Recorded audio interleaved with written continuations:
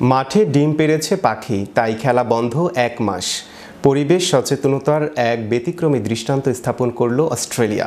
দেশটির একটি খেলার মাঠ ১ মাসের জন্য বন্ধ করে দেয়া হয়েছে। একটি পাখি সেই মাঠে ডিম পাড়ার কারণেই মূলত এই সিদ্ধান্ত নিয়েছে কর্তৃপক্ষ। বিস্তারিত থাকছে ডেস্ক রিপোর্টে।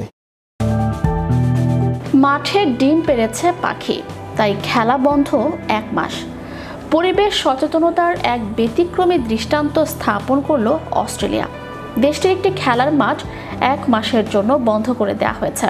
একটি পাখি সেই মাঠে ডিম পাড়ার কারণেই মূলত এই সিদ্ধান্ত নিয়েছে কর্তৃপক্ষ।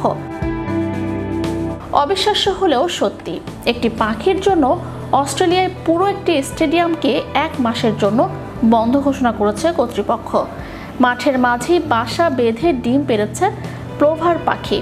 এটা দেখে জেরাবোম্বেরা রিজিওনাল স্পোর্টস কমপ্লেক্স কর্তৃপক্ষ ১ মাসের জন্য স্টেডিয়ামটিকে বন্ধ ঘোষণা করেন। কর্তৃপক্ষ সিদ্ধান্ত নিয়েছে ডিম না ফোটার আগ পর্যন্ত স্টেডিয়ামে কোনো খেলা বা ইভেন্ট অনুষ্ঠিত হবে না। গত সপ্তাহে ক্যানবেরা থেকে ২০ মিনিট দূরত্বের জেরাবোম্বেরা রিজিওনাল স্পোর্টস কমপ্লেক্সে ফুটবল খেলতে যান খেলোয়াড়রা। এ সময় তারা জানতে পারেন মাঠের একদম মাঝখানে এক প্লোভার পাখি ডিম দিয়েছে। জানা যায় প্লোভার পাখি সাধারণত বাচ্চা জন্ম দেওয়ার পর অত্যন্ত রক্ষণশীল হয়ে থাকে, এমনকি বিপদ আঁচ করলে ভয়ানকভাবে আক্রমণাত্মক হয়ে ওঠার কারণে পাখিটি পরিচিত।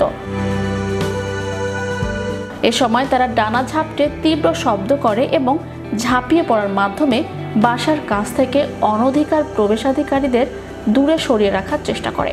এসব কারণে পাখির ডিম পাড়ার বিষয়টি জানার পরই তাদের ম্যাচ পাশের আরেকটি মাঠে সরিয়ে নেওয়া হয়।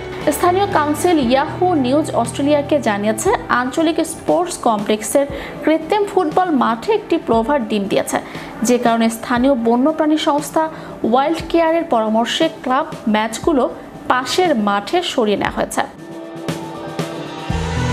জানা যায় পাখি সংক্রান্ত কারণে মাঠটি সর্বোচ্চ ২৮ দিন পর্যন্ত বন্ধ থাকতে পারে। এ বিষয়ে জানতে চাইলে কাউন্সিল বলেছে, আমাদের দেশি প্রজাতিগুলো রক্ষায় সক্রিয় হতে হবে।